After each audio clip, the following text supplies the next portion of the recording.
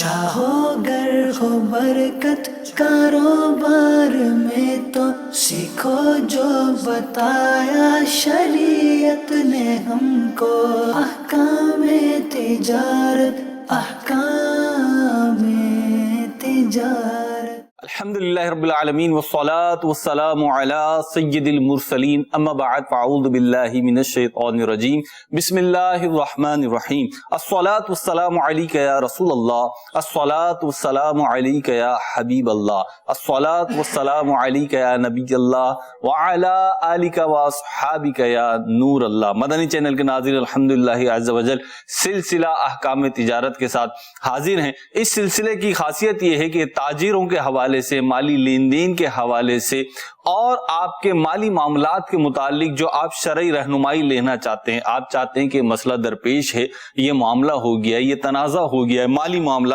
مالی جھگڑا، معاشی جھگڑا، اور اس میں قرآن و حدیث کیا حکم دیتے ہیں، کیا جائز ہے، کیا ناجائز ہے، کیا حلال ہے، کیا حرام ہے۔ الحمدللہ ہمارے ساتھ مفتی علی اصغر عطاری مدنی مدظ اللہ العالی تشریف فرما ہے۔ آپ کے سوالات ہوں گے، مفتی صاحب کے جوابات ہوں گے۔ ہمارے ساتھ حاضرین میں تاجر اسلام میں موجود ہیں، مختلف فیلڈ سے ہیں یہ، لیکن ان کا ایک کامن ورک ہے اور وہ ہے دودھ کا معاملہ، ملک کا معاملہ ہے۔ ڈیری پروڈکٹس کے حوالے سے، ڈیری انڈسٹری کے مختلف جو لیئرز ہیں، مختلف فارمز جو ہیں، اس کے اعتبار سے ہمارے پاس آج تاجران موجود ہیں۔ انشاءاللہ ان سے بھی سوالات لیں گے، آپ کے بھی سوالات شامل سلسلہ کریں گے۔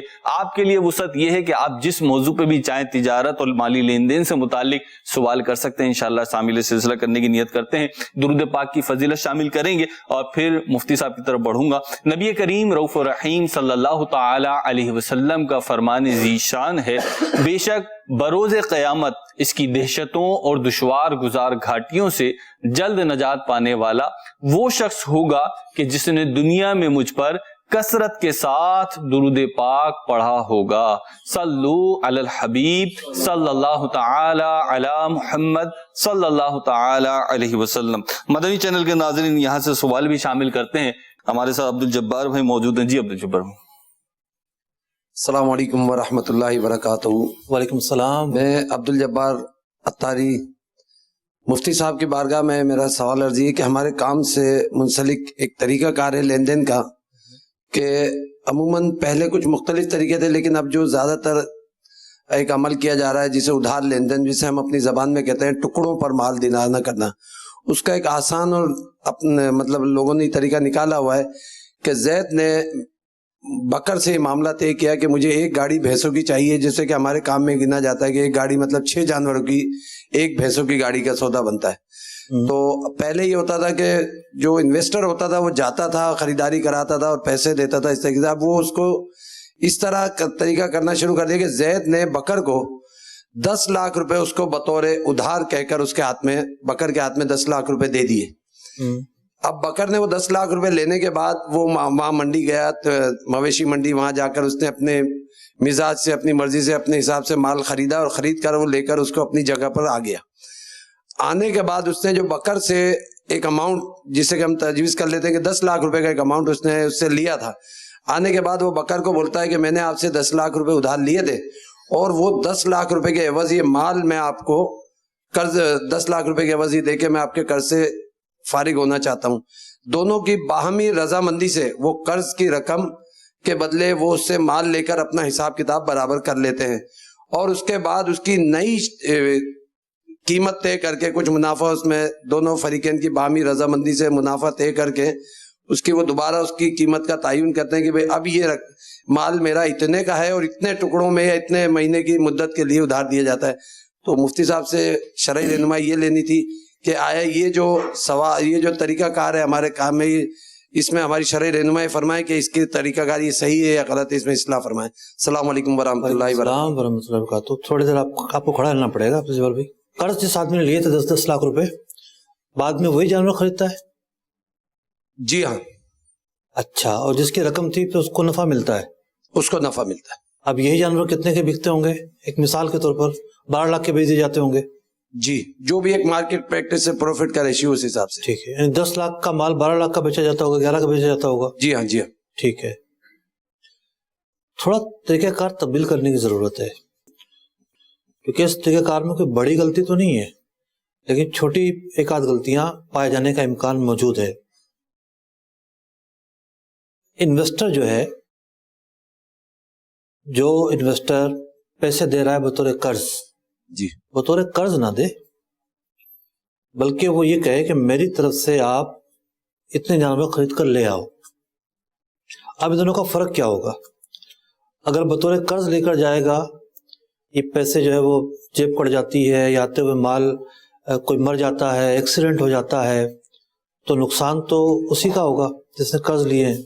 اس پہ عرض یہ ہے کہ جو وہ قرض لے کر جا رہا ہے، اگر خدا نہ خواستہ کوئی ایسی ناگہانی حادثہ اس کے ساتھ ہو جاتا ہے تو اس کا ذمہ دار وہ ہے جو یہ پیسے لے کر جا رہا ہے، جو لے کے جا رہا ہے وہ ذمہ دار ہے. وہ ذمہ دار ہے اس کا.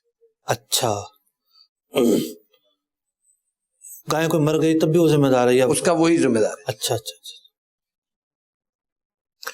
کیونکہ جب اس نے اس کو رقم ادھار دی نا، اس وقت ان کا کوئی ایسا معاملہ نہیں تھا کہ میں اس پہ کیا نفع ہوگا. کیا مال آنے کے بعد وہ اپنی مرضی سے مال لیتا ہے، اس کو جو انویسٹ کر رہا ہے اس کو بھی یہ نہیں اندازہ ہوتا اس نے کیا لینا ہے. اس نے پیسوں کے بدلے مال ریٹرن کرتا ہے اور اس کے بعد اس کا جو بھی ایک ان کا نفع طے ہوتا ہے دونوں کی باہمی رضامندی سے، اس کے اوپر وہ اپنا معاملہ طے کرتے ہیں. لیکن میں چاہ رہا ہوں کہ قرض بیچ میں نہ آئے. آپ اصلاح فرمائیے کیا طریقہ کار ہے؟ جہاں قرض بیچ میں آ جائے گا وہاں بہت سارے آپشن بند ہو جاتے ہیں. لفظ ادھار اور قرض میں فرق ہے؟ نہیں، خیر فرق تو کم ہے. جو میں طریقہ عرض کرنے لگا اس میں قرض کہیں بھی نہیں ہے. اس نے پیسے لے کے بھیجے کہ میری طرف سے مال لے آؤ. کوئی قرضہ نہیں دیا اس نے کسی کو، بلکہ دے کے بھیجا کہ میری طرف سے آپ مال لے کر آ جاؤ. اب یہ اس کی طرف سے مال لے کر آئے گا، آ کر کہے گا جی میں نے آپ کا مال لا دیا ہے. جو آپ نے طریقہ بتایا اس میں بھی مال تو اس کو لا کے دے ہی رہا تھا نا وہ انویسٹر کو. اب یہ کہے گا یہ مال آپ کا آ گیا ہے. اب انویسٹر جو ہے اس کو اپنا مال جو اس نے منگوایا تھا وہ 10 کا اگر وہ مال خریدا گیا ہے تو جو بھی نفع رکھنا ہے وہ نفع رکھ کے بیچ دے. ٹھیک. بالفرض تھوڑی دیر کے لیے فرض کر لیتے ہیں کہ جی ایک جو ہے وہ بھینس راستے میں مر گئی ہوگی. پہلے ہی صورت میں بھی کمپرومائز کرنے کے لیے تیار تھے، اب بھی کمپرومائز کر لیں کہ ٹھیک ہے 6 گائیں آنی تھی یا بھینس آنی تھی، 6 کی بجائے 5 آئی ہیں، یہ 5 وہ 12 لاکھ کی بیچ دے. دونوں فریقین 4 جانور ہو یا 5 جانور ہو، 10 کا بھی خرید سکتے ہیں، 12 کا بھی خرید سکتے ہیں، رضامندی کے ساتھ ہی خرید لیں گے. اس طریقہ کار کے اندر قرض کہیں بھی نہیں ہوا اور یہ کافی ایزی اور آسان ہے. پہلے والے طریقہ کار کو میں ناجائز نہیں کہہ رہا، لیکن جو مارکیٹ پریکٹس ہے اس کے تحت کہیں نہ کہیں جا کے یہ بند گلے میں کھڑے ہو جائیں گے اور پھر کوئی حل نظر نہیں آئے گا. اس طریقہ کار کے اندر حل موجود ہے. مفتی صاحب اب یہ ہے کہ آپ نے جزاک اللہ تعالیٰ خیرہ، آپ نے ہماری شرعی رہنمائی فرمائی.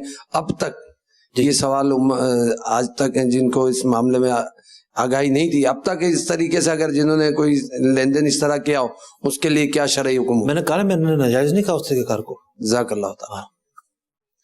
ٹھیک ہے، اگلے سوال کی طرف بڑھتے ہیں مجھ سے.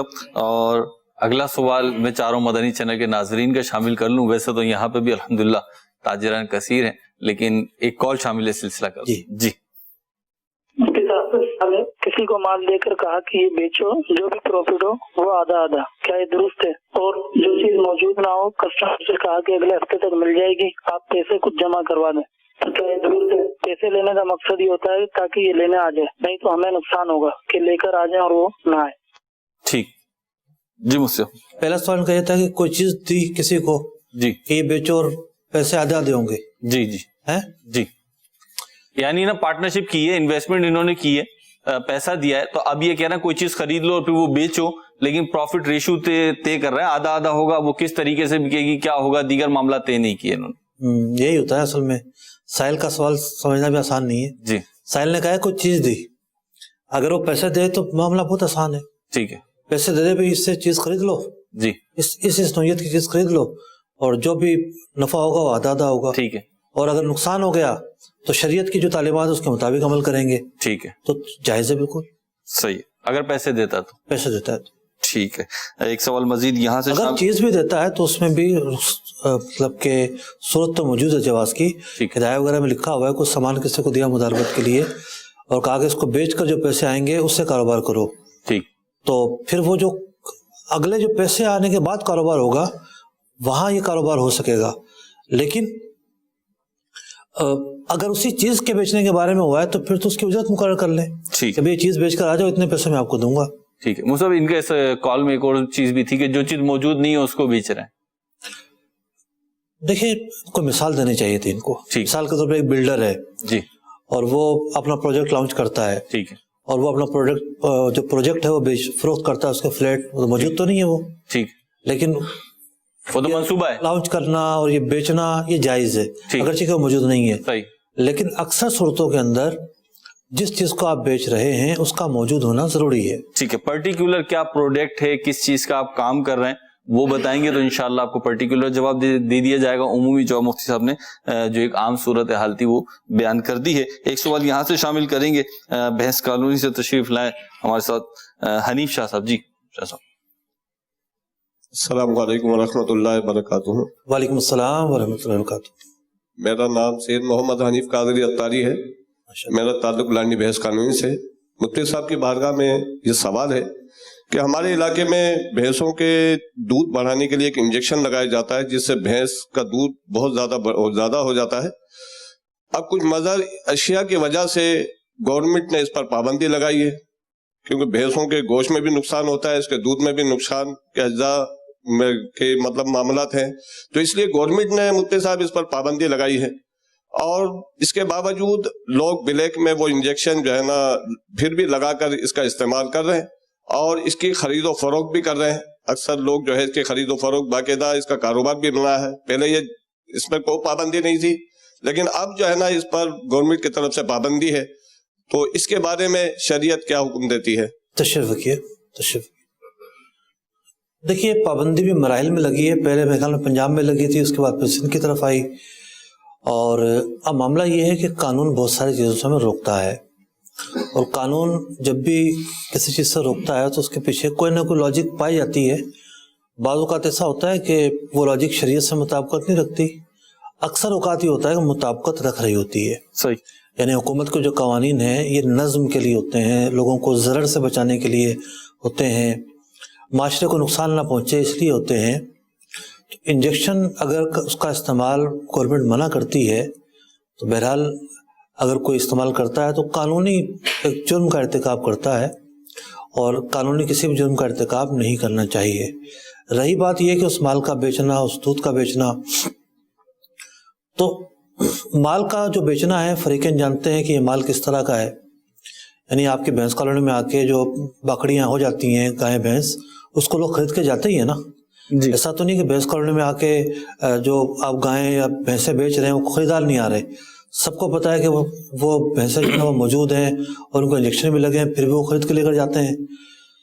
इसी तरीके दूध का मामला है कि दूध जो है ना उसके बावजूद लोग ले ही रहे होते हैं, लेकिन चूंकि पसे पर्दा एक खिलाफ कानून मामला हो रहा है, किसी वक्त भी पकड़ हो सकती है, जेल जाया जा सकता है, बंदा फिर कैद होगी, तो किसी भी ऐसी चीज़ पर खुद को पेश करना कानून जिससे रोकता हो, शरई तौर पर भी ये गलत काम होता है और ऐसे काम से बचने की ताकीद बयान की जाती है।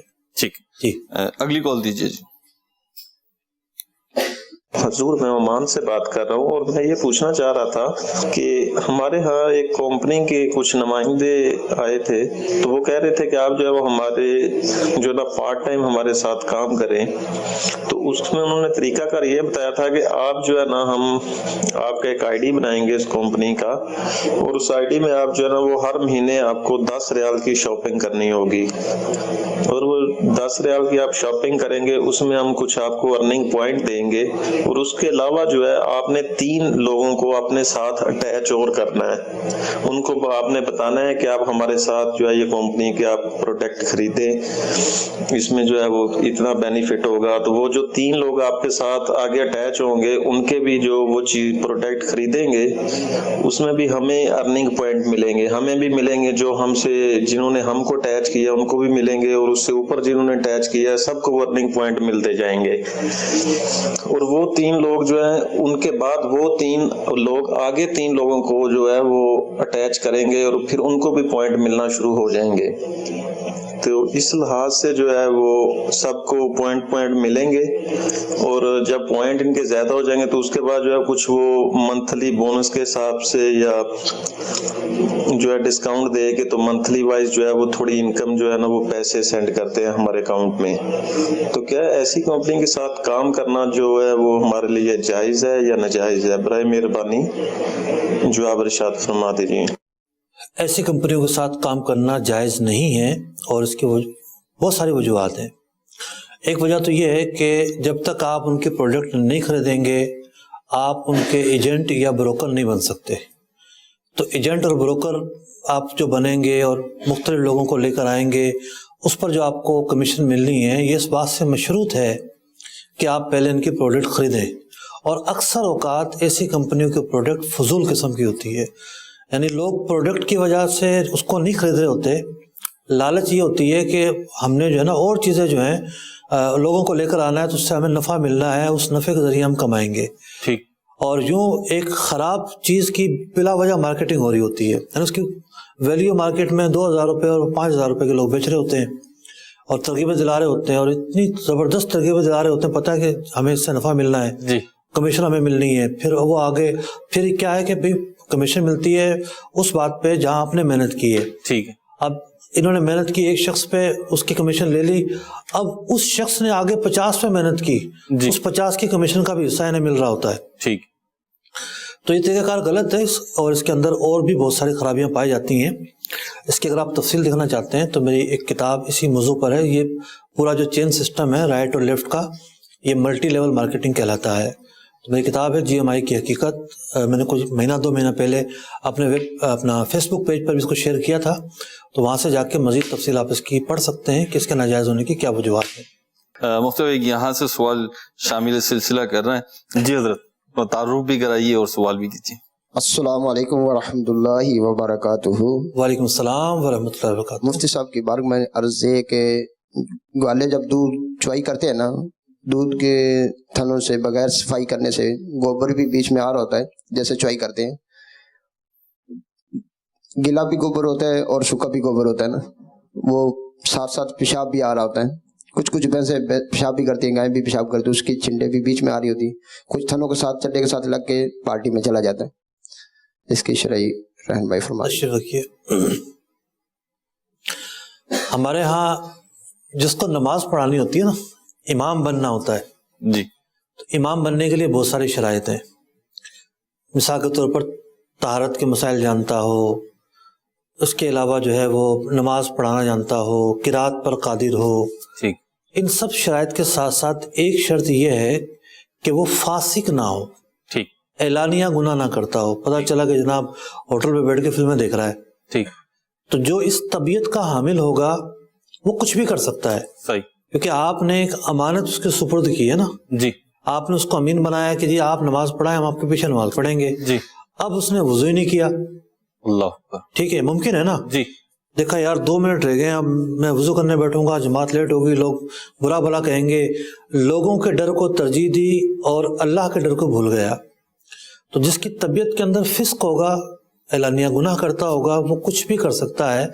इसलिए एक शर्त ये बयान की गई कि उसका फासिक ना होना ज़रूरी है, ठीक, कि जो अमानत लोगों की है उसके पास, वो उस अमानत को सही तौर पर अदा करे। ठीक।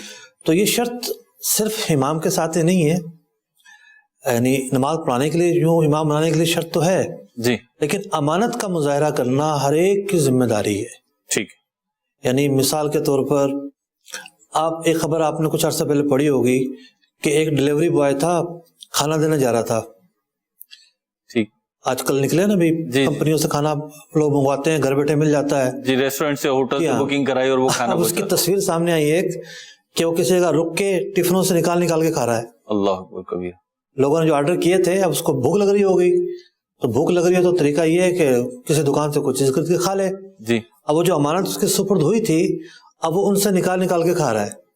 उसकी तस्वीर सामने आई तो लोगों ने बड़ा जनाब बुरा भला कहा, उसको नौकरी से निकाल दिया गया अखबारी इत्तलात के मुताबिक।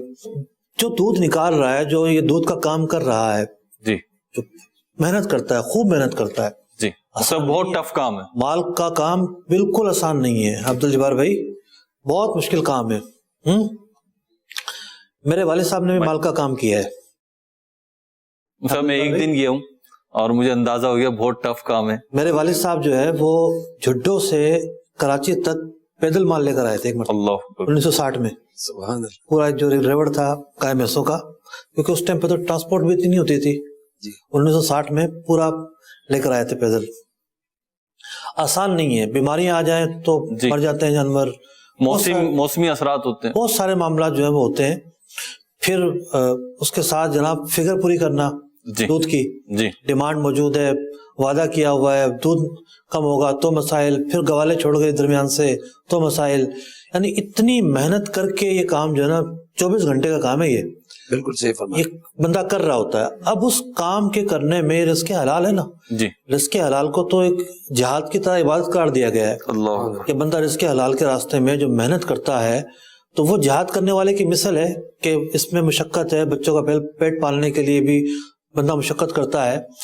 अब इस काम के अंदर अगर ये कोताही का मुर्तकिब होता है, और कोताही भी ऐसी कि जो अमानत की धज्जियां बिखेर कर रख दे, ठीक, कि जो दूध है उसके अंदर पेशाब जा रहा हो, उसके अंदर गोबर जा रहा हो, और ये कोई एहतमाम ही ना करे उसको जो ना वो एहतियाती ना करे, मतलब खत्म करने का। जहाँ मशीनें आई हैं वहां तो ये चीज नहीं है, क्यों अब्दुल जब्बार भाई ऐसा ही है, बिल्कुल मशीनों में तो चीज खत्म हो गई है। अब मैं एक वाकया बताता हूँ आपको। जी दूध तो मैं भी खरीदता हूँ, लेकिन मैं जो शरीयत का कायदा है ना, जी, शख्स से फायदा उठाना, ठीक, उससे फायदा मैं भी उठाता हूँ। तो मतलब ये सिर्फ आपके लिए सब उठा, मैं अर्ज कर रहा हूँ फायदा उठाता हूँ उससे, जी, कि जब तक मुझे पता नहीं है कि इसमें नापाकी है, मैं पाबंद नहीं हूँ किसी चीज का। ठीक है, तो इसलिए जो मैं मिसाल बयान करने लगा हूँ उससे कोई ये ना समझे कि जी अब दूध खरीदना नाजायज हो गया है। ठीक, एक दूध वाले मेरे पास आए, कहने लगे जी वो कचरा निकलता है उसके अंदर, दूध जब आखिर में रह जाता है तो कचरा निकलता है, ठीक, और लोग ये कहते हैं जी ये गोबर होता है। अल्लाह, तो मैंने कहा लेबॉर्ट्री टेस्ट करवाओ। सही, कराची यूनिवर्सिटी के अंदर एक लेबॉर्ट्री है, वो वहां गया, उसने वहां जाके लेबॉर्ट्री टेस्ट करवाया। पूरे पाकिस्तान में कोई इस लेबॉर्ट्री को चैलेंज नहीं कर सकता, और उस लेबॉर्ट्री टेस्ट में वो रिपोर्ट मौजूद थी कि हाँ इसमें गोबर की अज़ा मौजूद है। बताइए, हम किसी भी दूध को नापाक करार नहीं दे सकते, सबूत चाहिए होता है। अल यकीन ला यज़ूलु बिश्शक्की, ठीक, शक की वजह से कोई चीज नापाक नहीं हो जाती, ठीक है, यकीन होना जरूरी है। लुंडे के कपड़े आते हैं ना, जी, तो उलमा ने लिखा है, हालांकि वो गोरों के पहने हुए आते हैं, वो पाके जी। नापाके ख्याल नहीं करते। जी, उलमा ने लिखा कि कोई ये कहे कि इनको धोना जरूरी है, ये तवारुस के खिलाफ है। अल्लाह, ऐदे साहबा से आज तक ये हुक्म किसी ने नहीं दिया। शक का फायदा मौजूद है कि हो सकता है पाक हो सकता है ना हो, ठीक। तो उनको नापाक करार नहीं दे सकते। सही, इसलिए जो दूध मार्केट में बिक रहा है उसको नापाक करार तो नहीं दे सकते, ठीक है, लेकिन जो दूध वाले अपनी आंखों से देख रहे हैं ये सब काम हो रहा है, जी, उन पर खौफ खुदा होना चाहिए उनको, ठीक, और उनको ये सोचना चाहिए कि हम क्या काम कर रहे हैं। ठीक, बात सिर्फ तरबियत की, गवालों की तरबियत करेंगे ना, जी, टाइम लगेगा थोड़ा सा उनको समझाएंगे, थोड़ा उनको बुझाएंगे कि भाई कोई ज़ाहिर बात है बच्चा पेशाब करने लगता है तो माँ को भी पता चल जाता है कि उसको पेशाब करने वाला है ये। जी, जी, जानवरों की हरकत और सकना से पहचान लेते हैं। बिल्कुल, उसका एक्सपर्ट होता है वो, जी, जी, उसको पता होता है कि जनाब किस टाइम इसने क्या करना है, तो फिर एहतियाती तदाबीर अपनाई जा सकती हैं और बहुत सारी चीजें की जा सकती हैं। तो अगर ऐसा हो रहा है तो उसकी रोजी तो हलाल नहीं होगी, ठीक, वो तो नापाक चीज बेच रहा है, ठीक, लोगों का जो एतमाद है वो उससे खेल रहा है। ठीक। दुनिया में कोई नहीं पकड़ेगा उसको, अल्लाह, क्योंकि बाड़े में कोई नहीं आता, सही, लेकिन आखिरत में तो पकड़ होगी ना उसकी, ठीक, कि उसने जो ना वो पेशाब पिलाया लोगों को, ठीक, गोबर खिलाया लोगों को। ठीक। तो माशाल्लाह काफी ब्रीफ जो है आपने जवाब इरशाद फरमाया और काफी जो वो नसीहत के भी मदनी फूट हो गए। मैं चाहूंगा कि आपने जो बात इरशाद फरमाई तफसीलन, दो बातें, क्योंकि आपके जवाब से जो मैं समझ सका कि ताजिरों को भी आपने कुछ नसीहत की और खरीदने वालों के लिए भी एक पहलू आपने बयान कर दिया। अगर उनको एक छोटा सा लाइन में बयान फरमा दें तो आसानी हो जाएगी। देखिए, जो ऐसा करते हैं वो ऐसा हरगिज नहीं कर सकते। ठीक है, एहतियात, यानी बच्चा बीमार हो जाए घर के अंदर तो माँ बाप कितना केयर करते हैं जी, अमानत का जो बोझ है इससे भी ज्यादा है। ठीक है, जहाँ आपके कंधे पे एक अमानत आई है कि आपने सही चीज लोगों तक पहुंचानी है, ठीक है, तो आप वहाँ केयर करेंगे, ताजिरों के लिए हुक्म हो गया, आपकी जिम्मेदारी है। ठीक है, उसका खरीदार के लिए जब तक उसके पास कुछ सबूत नहीं है इसके अंदर क्या चीज है, तो पाक थोड़ी करा दिया जा सकता। दूध एक पाक चीज है, ठीक, तो वो चीज इसका जिक्र कुरान ने फरमाया है, अल्लाह अकबर, और उसको निशानी के तौर पर बयान फरमाया है। बहरहाल एक कॉल शामिल करते हैं सिलसिले में। जी, तो मुफ्ती साहब की बारगाह में अर्ज है कि दूध का एतबार कैसे करें। अब एक मैसेज आया जिसपे लिखा था दूध 90 रुपए किलो, सही दूध 100 रुपए किलो, बिल्कुल सही दूध 100 रुपए किलो, और आगे लिखा था अल्लाह की कसम दूध 120 रुपए वाला बिल्कुल खालस। अभी चारों में लफ्ज दूध इस्तेमाल हुआ, लेकिन उसमें जो उलझाव है उसने एक अजीब सी कैफियत पैदा कर दी। तो इसी तरह जब हम दूध के हवाले से कोई बिजनेस करते हैं या लेते हैं या देते हैं, तो क्या इसमें जो हकीकत छुपाई जाती है तो वो बता दी जाए कि भाई इसमें दूध और पानी मिक्स है। बात करने में कोई हर्ज नहीं है, लोगों ने तो लेना ही लेना है। तो इस वाले से इस्लाह के मदनी फूल अता फरमा दीजिए। शायद दूध का, यकीनन आप दूध का काम नहीं करते, तो जब ही आपने इतनी आसानी से फरमा दिया। जी मुफ्ती साहब। देखिए, हमारे सामने जो लोग बैठे हैं जी, हम उनसे ये उसके लगते हैं पानी नहीं मिलाते होंगे जी। ज्यादा पानी सुना है कि दुकानदार मिलाता है, तो बहरहाल धोखा दे तो जायज नहीं है। उसमें मुख्तलिफ कैफियत है, और दूध के कारोबार पर भी मतलब जहां दूध का नाम आएगा वहां पानी खुद बखुद जहन में आएगा। लेकिन जैसे आपने फरमाया सब एक जैसी उंगलियां हैं नहीं, बराबर नहीं है, अच्छे बुरे हर फील्ड में होते हैं, यहाँ पर भी हैं। एक कॉल मजीद, एक यहाँ से सवाल शामिल है, सिलसिला करते हैं और देखते हैं क्या सवाल हो रहा है। जी यहाँ से। जी अस्सलाम वालेकुम वरहमतुल्लाहि वबरकातुहू। वालेकुम अस्सलाम। मुफ्ती साहब से मेरा ये सवाल है कि जो मेरा नाम मोहम्मद सलीम नूरी है जी, माशाल्लाह, और मेरा सवाल है कि ये जो हमारे मवेशी हैं दूध वाले, इन पे ज़कात फ़र्ज है, और है तो कितनी है? और कुछ कुर्बानी वाले जानवर भी होते हैं जो शौक के लिए हम पालते हैं, उन पे क्या ज़कात का यानी कि हमारे पे बनता है? वो कुर्बानी करते हैं या मंडी में बेचते हैं? नहीं, कुर्बानी यानी कि जो जानवर हम बेचते हैं मंडी में कुर्बानी के। देखिए, लफ्ज़ शौक से मामला मशकूक हो गया ना, कि शौक के लिए जो जानवर पाले जाते हैं कुर्बानी के, तो खुद कुर्बानी की जाती है। एक तो एहतमाल ये है। जी जी। दूसरा एहतमाल ये है कि खुद कुर्बानी नहीं कर रहे, वो बेच रहे हैं, जो हम फरोख्त कर रहे हैं, फरोख्त के लिए जाते हैं। तशरीफ रखिए। शुक्रिया। जो जानवर आपने फरोख्त के लिए रखे हैं वो है माल तिजारत, उन पर तो ज़कात है। मिसाल के तौर पर आपने 10 जानवर कुर्बानी के पाले और 2 जानवर आपने घर में कुर्बान करने हैं, 8 जानवर आपने मंडी में बेचने हैं, तो ये जो जानवर है ये तो माल तिजारत है। माल तिजारत के एतबार से इनका अलग हुक्म होगा। लेकिन जो जानवर आपके बाड़े में खड़े हैं और आप उनसे दूध निकालते हैं, उन जानवरों पर ज़कात नहीं है। अच्छा। उन जानवरों पर ज़कात न होने की वजह यह है कि ये जो जानवर हैं जी, ना तो ये माल तिजारत हैं जी, और ना ये वो जानवर हैं शरीयत ने जिन पर ज़कात लाजिम की है। जानवरों पर ज़कात है और उसकी अपनी तफसील है, यानी गायें इतनी होंगी तो उस पर इतनी ज़कात देनी होगी, बकरियां इतनी होंगी तो उस पर इतनी देनी होगी, ऊँट इतने होंगे तो उस पर इतनी देनी होगी। उसके लिए जो शर्त पाई जाती है वो बाड़े वालों में वो शर्त नहीं पाई जाती। उसकी शर्त यह है कि साल का अक्सर हिस्सा वो जानवर खुला चरते हों, चरागाहों में जो है ना वो चारा खाते हों, खरीद कर ना डालना पड़ता हो। आपका तो एक दिन भी ऐसा नहीं होगा कि खरीद कर ना डालना पड़ता हो। तो इसलिए जो बाड़े की भैंसें हैं उन पर ज़कात नहीं होती। तो जिससे आप जो आपने दूध वगैरह के लिए पाली होती हैं, अगर ये खुली चर रही होती चरागाह में, जंगलों में जिस तरह होती हैं, तो फिर उन पर ज़कात बन सकती थी। अब बाड़ों में जो है आप खरीद कर चारा डालते हैं, इन पर ज़कात नहीं है। जो कुर्बानी वाले जानवर हैं इन पे यानी कि ज़कात का हमारा क्या, यानी कि वो माल तिजारत के उसमें आ जाएगा, ये बेचने के लिए आपने खरीदे है ना।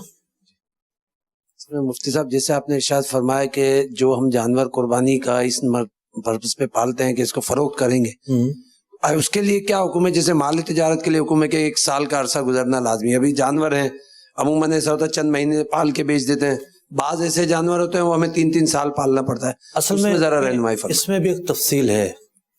एक तफसील ये है कि मिसाल के तौर पर आपने वो जानवर खरीदा ही नहीं, आपके पास जानवर कैसे आया ये भी देखा जाएगा। मिसाल के तौर पर आपने खरीदा ही नहीं, आपके पास एक भैंस खड़ी हुई थी, उससे ये पैदा हुआ है, ठीक है।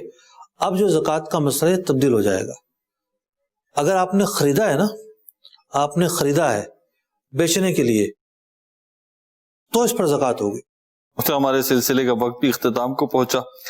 इंशाअल्लाह अज़्ज़ व जल आइंदा इतवार को फिर से सिलसिला अहकाम तिजारत के साथ हाजिर होंगे। देखते रहिए मदनी चैनल। सल्लु अलल हबीब सल्लल्लाहु तआला अला मुहम्मद सल्लल्लाहु तआला अलैहि वसल्लम। چاہو گر ہو برکت کاروبار میں تو سیکھو جو بتایا شریعت نے ہم کو، احکام تجارت، احکام تجارت۔